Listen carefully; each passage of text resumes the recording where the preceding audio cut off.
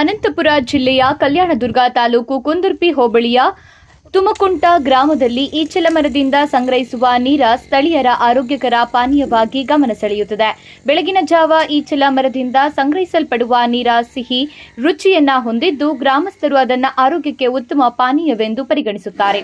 ಮಧ್ಯಾಹ್ನದ ವೇಳೆಗೆ ಇದೇ ನೀರ ನೈಸರ್ಗಿಕವಾಗಿ ಹುದುಗಿ ಕಲ್ಲು ಅಥವಾ ತಾಡಿಯಾಗಿ ಪರಿವರ್ತನೆಗೊಳ್ಳುತ್ತದೆ. ಸ್ಥಳೀಯರ ಪ್ರಕಾರ ತಾಜಾ ನೀರ ಹೊಟ್ಟೆನೋವು, ಗ್ಯಾಸ್ಟ್ರಿಕ್ ಸಮಸ್ಯೆಗಳನ್ನು ಕಡಿಮೆ ಮಾಡಲು ಸಹಕಾರಿಯಾಗಿದ್ದು ದೇಹದ ಉಷ್ಣತೆಯನ್ನು ತಗ್ಗಿಸಿ ಜೀರ್ಣಕ್ರಿಯೆಯನ್ನು ಸುಧಾರಿಸುತ್ತದೆ ಎಂಬ ನಂಬಿಕೆ ಇದೆ. ಅಲ್ಲದೆ ಗ್ರಾಮೀಣ ಭಾಗದಲ್ಲಿ ಕಿಡ್ನಿ ಕಲ್ಲಿನ ಸಮಸ್ಯೆ ಇರುವವರಿಗೆ ನೀರ ಸೇವನೆ ಉಪಯುಕ್ತ ಎನ್ನುವ ಮಾತುಗಳು ಕೇಳಿಬರುತ್ತಿವೆ.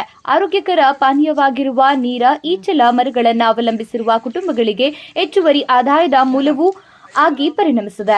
ಗ್ರಾಮೀಣ ಜೀವನ ಶೈಲಿಯಲ್ಲಿ ನೀರ ಸಂಗ್ರಹಣೆ ಮತ್ತು ಮಾರಾಟವು ಹಲವರ ಬದುಕಿಗೆ ಆಸರೆಯಾಗಿದೆ.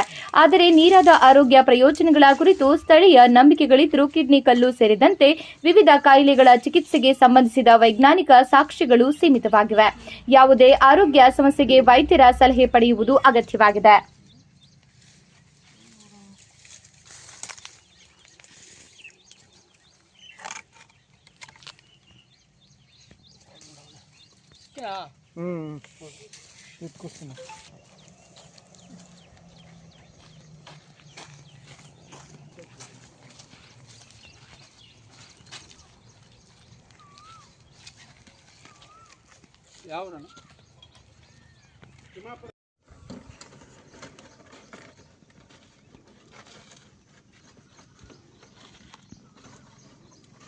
జర్లు అన్ని పడి అట్లా చేరుతుందన్న హీటు కిడ్నీలో రాళ్ళు ఉంటే కూడా పోతాయి. కిడ్నీలో రాళ్ళు కిడ్నీలో రాళ్ళు అంటే పొద్దున్నే తాగాలి. పొద్దున్నే తాగితే కళ్ళు బాగుంటుంది. చీగా ఉంటుంది. ఎండ కొట్టినట్టు కొంచెం పులుపు వస్తుంది. ఒట్టు ఆరోగ్యం మాత్రం చాలా మంచిది కళ్ళు. మంచిది. ఇది తుమ్ముకుంట కదా ఊరి పేరు?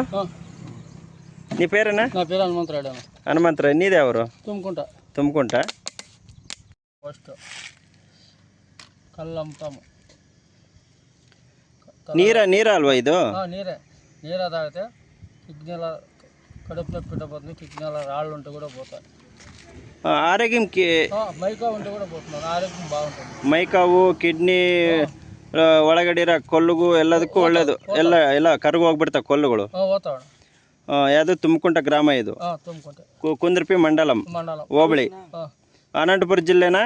ಪುಟ್ಟಪುರ ಜಿಲ್ಲೆನಾ? ಅನಂತಪುರ ಜಿಲ್ಲೆ. ನಿಮ್ಮ ಹೆಸರು? ಹನುಮಂತರಾಯ. ಹಾಂ ಸರಿ ಅಣ್ಣ, ಓಕೆ.